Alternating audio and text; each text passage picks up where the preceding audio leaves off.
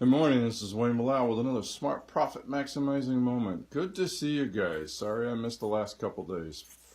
Monday was April 15th, and all my last minute people picking up and making sure they had extensions were here, so I knew that wasn't going to work. And I was right. People were waiting for me at 8:30 when I got here. And yesterday, sorry, is an official or unofficial CPA tax preparer's holiday. So I wasn't here. Anyways, actually I was here. I just got here late. So I'll probably be taking Thursday and Friday off, and I'll see when I'll do these. I may take that off. We'll decide.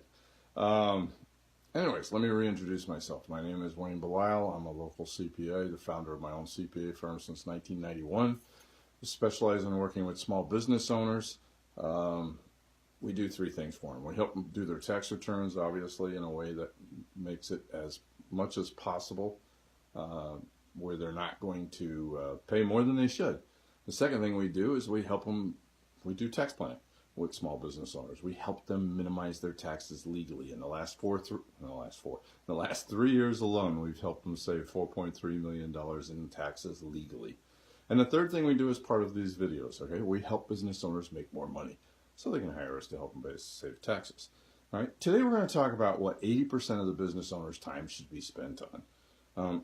Put it simply, the business owner should be concentrating at least 80% of their time on either increasing revenues or lowering costs. That's it. That should be what it is, all right? Bill Glazer wrote a book that I think you should pick up if you get a chance, Outrageous Advertising That's Outrageously Successful. Seriously, get it and read it. And he says in it, I have a two-thing business, getting new customers and keeping them as long as possible. I would make one change to that. I have a two-thing business, getting new profitable customers and keeping them as long as they are profitable, as long as possible, all right? That covers marketing pretty succinctly, okay? He does elaborate. It's a book, so it's not just a sentence. He does elaborate by stating that a business owner should concentrating on four areas, and here's the four he talks about. Optimizing your sales strategy to find the best way to sell your product or service. That's key. You'll want to find the best way that moves your product or service. A lot more to that than what is in that sentence, but that's what we're looking at. Improve lead generation. Get more people to find you, all right? Improve conversion of those leads into paying customers using a structured follow-up process. There's a lot in that sentence, all right? Improving the conversion of leads. Getting people to come in the door or call you is the first step. You got to turn them into paying customers, all right? And you need to have a structured follow-up process to pull that off. And then finally, his fourth step is extracting the maximum value from your customers by upselling, cross-selling, and selling add-ons. That's key. The first sale is nothing more than the relationship starter. The profits are from what you sell afterwards. I discuss that a lot in some of the articles on my blog and I'm sure at least one of the videos I did before, and we'll discuss it again. Sales to current customers is easily the fastest way to increase your sales without spending a ton of money on advertising and marketing. Let's try that again without all the... Anyways, the fastest way to increase your sales is by marketing to current customers. They already know you, like you, and trust you, hopefully. And hopefully you've done a good job for them in the past. The second part of the formula to increase sales with the customers that the business owner should be working on is decreasing costs, lowering costs. That's one of the quickest ways to increase the bottom line, because every dollar you save goes straight to your pocket. That's important, okay? The areas where you can cut, and I'm not going to spend a lot of time on these, but in future videos, I'm sure we will. And now that tax season's done, I'm starting to work on courses that keep your eyes open. We're going to show you, all right? This is a partial list, but kind of an important list. Reduce the cost of producing or buying your product or service that you sell. Whatever you're selling, reduce the cost of getting it to the customer. That's key. Implement systems for all tasks so that they can be performed by the lowest cost employee possible, all right? Or increase speed. You know, if you have systems in place, you can do things quicker with the staff you have, which increases capacity without having to bring on more employees, all right? Lower the cost of customer service without cutting the quality of the service. There's a lot of money spent sometimes in customer service. Sometimes you're better off outsourcing that, all right? That's something to think about. Yeah, other times, it's not, and it should be with you, but that's all right. Implement tax cutting procedures. Tax planning. And I told you we saved $4.3 million for our business, a small number of our business owners. Not all of them take advantage of this, though. Can't imagine why.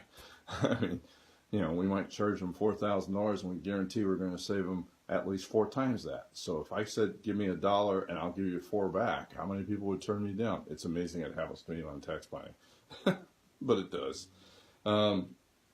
Re-engineer processes to better utilize employees rather than throwing more people and money at the problem area. Talked about that. Look at your processes. Try to see if you can double sales with the people you have. That's a goal. That's a big goal. Pretty hard to do. But if you can pull it off, your profits will skyrocket. Okay, because people is usually one of the top 2 cost items. If you're in the service industry, it's the top cost item. All right.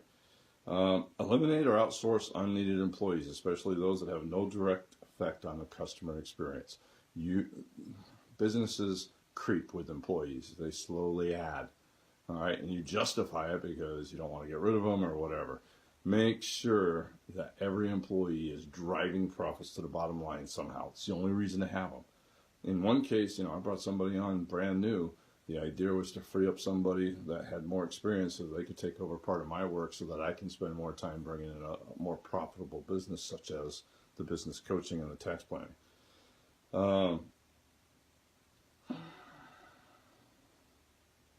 Reduce marketing costs. I was trying to find my place. I apologize.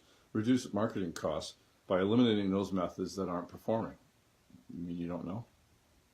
If you can't track a marketing method, should you be using it? You're too small. I worked at Coca-Cola. We had, even in the 80s, we had a $3 million, $4 million budget in El Paso. That was our budget. All right, not to mention the national budget. So we could afford to do image branding. We could make sure that Coke was what was on our mind.